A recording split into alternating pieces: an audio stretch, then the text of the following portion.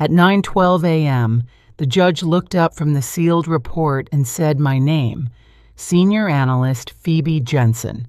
No one in that courtroom breathed. My stepbrother's grin vanished. My mother's hand froze midair. The same people who once called me too dramatic were finally speechless. They thought this was just another family dispute. It wasn't. It was a federal case with evidence they couldn't talk their way out of. Before I tell you how a quiet daughter turned her family's lies into silence, hit that like button and tell me where you're watching from, so I know I'm not the only one who's ever had to let the truth speak louder than family. From the outside, we look like the kind of family people envy: white picket fence, trimmed hedges, smiling faces in every Christmas card. My mother, Sandra, made sure of it. She believed peace meant pretending that silence was love, that image was everything. My stepfather, Gary, played along. And my stepbrother, Mark, her golden boy, was the center of that carefully staged picture. At family dinners, Mom would beam at him like he'd hung the moon. Mark just got promoted again, she'd announce, clapping her hands as if the news deserved champagne. He'd raise his glass with that easy grin everyone fell for, the kind that hid the rot underneath. Assistant sales manager, he'd say proudly, as though it were a royal title. Everyone laughed. Everyone but me. I remember sitting at that table cutting my chicken while they toasted him, feeling invisible in my own home.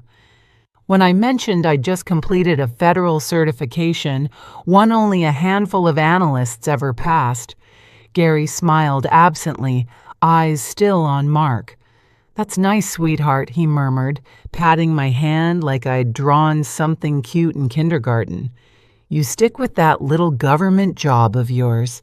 It's safe. Safe." That word always came from people who'd never done anything brave. They didn't know what it meant to spend nights in a soundproof room with no windows reading encrypted messages that could save lives. They didn't know what it felt like to hold the weight of classified intelligence in your hands. I'd learned long ago to stop correcting them. When you grow up as the extra child in someone else's family, you become fluent in quiet. You learn how to make yourself smaller, how to smile at the right times, how to swallow your words before they turn into trouble. My mother liked it that way. She used to say, "Phoebe, you think too much. Just enjoy life, honey." But she wasn't talking about enjoying mine. She meant not disturbing hers. At every holiday, the same pattern played out. Mark would show up late, half drunk, arms full of excuses. Mom would light up like it was Christmas morning. "Oh, Mark, I'm so glad you made it," she'd gush. If I was the one who arrived late, she'd glance at her watch and sigh. Punctuality says a lot about a person, Phoebe. You can live your whole life inside someone else's double standard before realizing it's killing you. It wasn't that they hated me. It was worse, they didn't see me at all. In their world, I was background noise. The responsible one, the daughter who didn't need attention, who wouldn't cause problems, and they mistook my silence for obedience. I used to think that keeping the peace was noble, but peace without truth isn't peace, it's paralysis. One memory still stings. A summer barbecue the year before everything fell apart. Mark stood by the grill bragging to Gary about his promotion. The smell of smoke and cheap beer filled the air. I remember the way the sunlight hit Mom's hair as she laughed, the kind of loud, careless laugh she only gave to Mark. When I tried to share a small win, my team's analysis had prevented an overseas attack. She brushed it off with a smile that never reached her eyes. "You always make things sound so dramatic, Phoebe. Just relax and enjoy yourself." Dramatic. That word stuck like a splinter under my skin. That night while they slept, I sat on the back porch with a mug of black coffee and stared into the dark yard. Fireflies blinked above the grass, the air heavy and warm. I thought about how in my world precision and silence saved lives, but in this house, silence just fed lies. I didn't know it yet, but something inside me was shifting slowly, hardening into something unbreakable. The next time my mother called me dramatic, it wouldn't be a casual insult over dinner. It would be a sentence she'd regret for the rest of her life. It happened on one of those nights that never should have existed, thick with heat, silence, and the smell of whiskey. It was 4:00 a.m. when I heard the crash. A glass hitting the counter, followed by Mark's voice, slurred, sharp, hungry for a fight. I found him in the kitchen, bathed in the bluish hum of the fridge light. The air reeked of alcohol and arrogance. He turned when he saw me. Couldn't sleep either, huh? His grin was crooked mean. "What's wrong, agent girl? Still think you're better than the rest of us?" I kept my voice low, careful. "You should go to bed, Mark. You've had enough." That was my first mistake sounding calm. To him, calm meant control, and control was something he couldn't stand. He stepped closer, waving the empty bottle like a prop. "You think that little desk job makes you special? You don't even have a life, Phoebe. Mom says you hide behind work because no one wants you around." The words hit harder than they should have. Maybe because they weren't entirely his, they were hers, recycled and sharpened. From the living room, I could hear faint laughter. My mother, my stepfather, they weren't asleep, they were listening. I turned away, reaching for a towel to wipe the counter, anything to end it. That's when I heard the drawer slide open, the scrape of metal against wood. I turned back. He had a screwdriver in his hand. "Mark, stop," I said. My voice came out steadier than I felt. "Put it down." He smiled wide and wrong. "You're so dramatic." Then he lunged. A white-hot flash tore through my shoulder, sharp, immediate burning. My knees gave out. The floor came up fast, and the world went sideways. I could feel the warmth spreading through my shirt, the slickness of blood under my fingers, and over it all I heard laughter. Soft at first, then louder, my mother's voice floating in like poison. "Oh, Mark, for God's sake." She probably slipped. "Phoebe, stop being so dramatic." The room spun. The walls seemed to close in. Somewhere between pain and disbelief, something in me detached. I remember staring at the ceiling, thinking how quiet the world sounded when you finally stopped expecting anyone to care. Then through the ringing in my ears, I realized I was still breathing, still awake, still in control of at least one thing: what I'd do next. When I opened my eyes again, the world was sterile white and humming. The antiseptic smell hit first, then the beeping monitors. My shoulder felt like it was on fire. For a moment, I thought the silence meant safety until I heard her voice. "Oh, thank God you're awake," my mother said.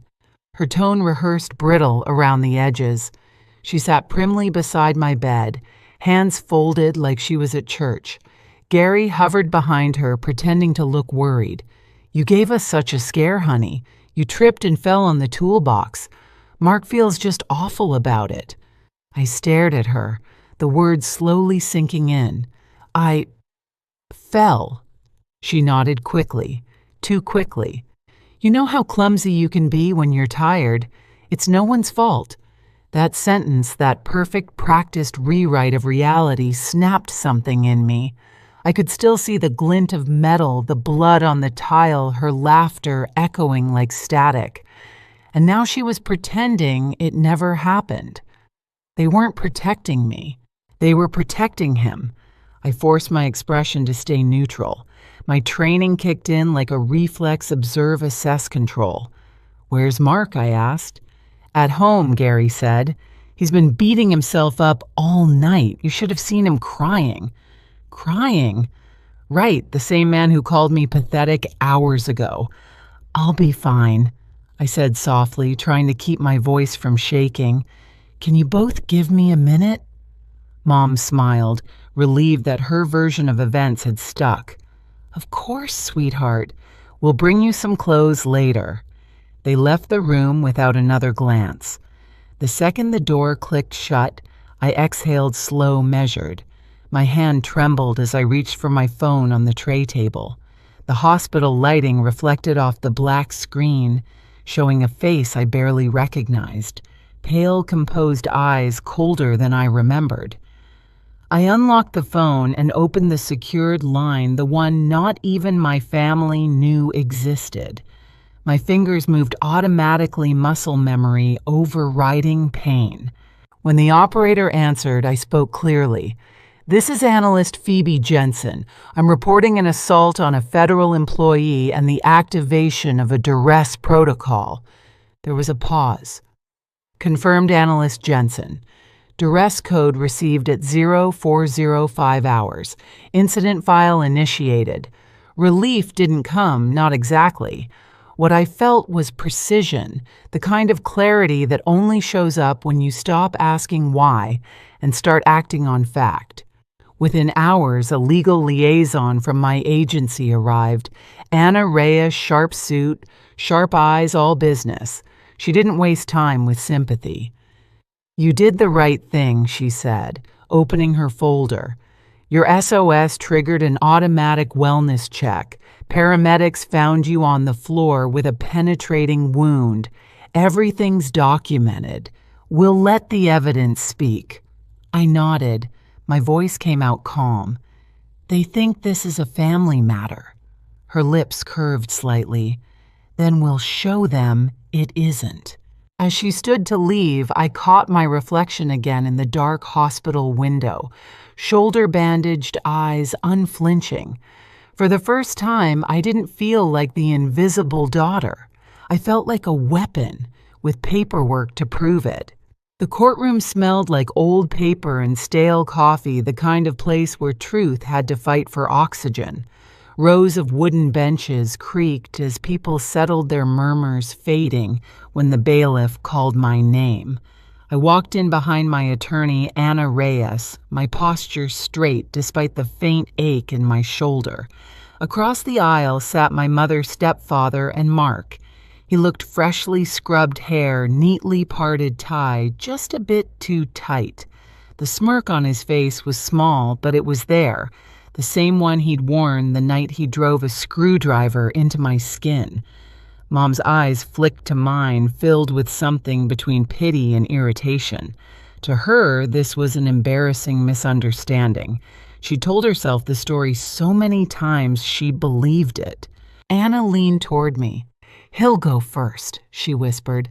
"Let him talk himself into a corner." Mark's lawyer, a local type with shiny shoes and a TV commercial grin, rose dramatically. "Your Honor," he began, "this case has been blown completely out of proportion. It's nothing but a family disagreement. Ms. Jensen, my client's stepsister, has a history of emotional outbursts and exaggerated claims. Even her own mother will testify that she tends to dramatize." I felt the air leave the room for a second. There it was again, that word. Dramatic. My mother's legacy to me. The lawyer went on flipping through his notes with theatrical flair. "My client regrets the misunderstanding that led to Ms. Jensen's minor injury, but the evidence clearly shows there was no intent to harm. It was an accident." When he finished, he turned toward my family as if expecting applause. My mother nodded approvingly. Gary exhaled like a man unburdened, and Mark sat back with an easy shrug, his hand brushing his tie. Anna didn't move for a beat. Then she stood quietly, deliberately. "Your Honor," she said, "the petitioner would like to enter into evidence Diplomatic Security Service Report Number 77B, accompanied by 911 call logs and sworn federal statements." Mark's lawyer laughed under his breath. "Your Honor, this is a domestic dispute, not a federal investigation." The judge, a silver-haired man with weary eyes, raised a brow. "That's quite a claim, counsel. Let's see what this is." Anna handed the sealed folder across. The judge ran his thumb along the edge, noting the official seal before breaking it open. His eyes scanned the first page, then another. The sound of paper shifting filled the silence. His expression changed, first curiosity, then disbelief, and finally something close to anger. This report, he said, slowly documents a Level 4 duress protocol activation under the State Department's security framework. He paused, glancing up at Mark. It states that senior analyst Phoebe Jensen, an employee with federal clearance, transmitted a distress signal at 0405 hours. The system logged her coordinates and immediately dispatched a wellness team. Whispers rippled through the courtroom. The judge kept reading, his voice steadier now, almost mechanical. Responding paramedics found Ms. Jensen semi-conscious on the kitchen floor with a puncture wound consistent with a Phillips head screwdriver. Her blood was present on both the weapon and her clothing. Toxicology reports show Mr. Mark Jensen's blood alcohol content at 0.16. He lowered the papers, eyes narrowing. "Do you wish to amend your statement, Mr. Jensen?" Mark blinked. His mouth opened, then shut. That's not what the judge snapped. Not what happened, or not what you expected to be recorded. My mother rose halfway from her seat. "Your Honor, this is all a misunderstanding. Phoebe, she's always been sensitive. The judge cut her off with a raised hand. "Sit down, Mrs. Jensen." The weight of the silence that followed was physical. You could feel it pressing against the walls. Anna's voice broke it softly. "Your Honor, we're not pursuing damages. We simply request that the truth be recognized and that the petitioner be granted a permanent restraining order for her safety." The judge nodded slowly, flipping to the last page of the report. He read something silently, then looked at me. For a brief second, his expression softened, something human behind the authority. "Miss Jensen," he said, "it appears your work may have saved lives in the past. Today, your precision saved your own." He turned back toward my stepbrother. "Based on the evidence before this court, I am granting a permanent restraining order and referring this matter to the district attorney's office for formal felony assault charges. Bailiff, please escort Mr. Jensen from the room." Mark's face went slack pale. He tried to look at me to catch some trace of sympathy, but I had none left to give. He stood only because the bailiff helped him to his feet. My mother's voice cracked. "Phoebe, please. He didn't mean to. He's your brother." Anna stepped between us. "That's close enough." Her tone was calm, final. I didn't move, didn't speak. For the first time, I wasn't begging anyone to see me. They were finally looking, and it didn't matter anymore. The bailiff led Mark out, his wrists bound in steel. My mother sobbed quietly. Gary stared at the floor like he was trying to disappear. The judge gathered his papers. Court adjourned, he said, voice echoing. As people shuffled out, Anna leaned closer. "You did good," she murmured. "I didn't do anything I said. I just told the truth where it mattered." We stepped into the hallway. The fluorescent lights buzzed overhead, reflecting off the marble floors. Waiting by the exit were two men in dark suits, my colleagues. One of them, Director Evans, gave a small nod. "Glad you're okay, Jensen. We'll handle the paperwork." That was all. No hugs, no sympathy. Just respect the language I'd always wanted to speak. Through the courthouse windows, morning sunlight was breaking through a gray sky. For a moment, I let myself breathe it in. The world outside was the same, but I wasn't. Behind me, I could still hear my mother's voice, faint and desperate, echoing down the corridor. "Phoebe, wait. We need to talk." I didn't turn around. Instead, I walked toward the light, each step steady, deliberate. My shoulders still ached, but the pain felt different now, earned, claimed, understood. The truth had done what I never could. It silenced them. Outside the courthouse, the air felt sharper, cleaner. The chaos was still behind me, muffled by stone walls and locked doors. I stood for a moment at the top of the steps, watching people pass who had no idea what had just happened inside. Anna walked beside me, closing her briefcase. "They'll process the charges this afternoon," she said quietly. "You won." "I wasn't playing," I replied. She gave a small, knowing smile. "Exactly." Then she left her heels clicking away until the sound faded. Down the steps, Director Evans waited by a black car phone in hand. He looked up, his nod precise. "Glad you're all right, Jensen. Take the rest of the week off. We'll handle the fallout." "Thank you, sir." That was all we needed to say. In my world, closure came in documents, not hugs. As the car door shut behind him, I looked back at the courthouse one last time. The sun hit the windows, reflecting a flash of white light across the glass, like the final glare of a closing file. For the first time in years, I didn't feel unseen. I felt finished. 1 year later, I stood in a glass-walled briefing room, the city glittering behind me. On the door, Phoebe Jensen, Team Lead Clandestine Threat Analysis. My team gathered around the console, sharp minds, steady hands, the kind of family you earn, not inherit. A faint scar traced my shoulder, a reminder of the night I stopped asking for approval. That morning, an email from my mother appeared in my inbox, long apologetic, full of excuses. I didn't open it. I just archived it. Some silences are deliberate. If you've ever turned betrayal into power, share your story below and hit subscribe for more.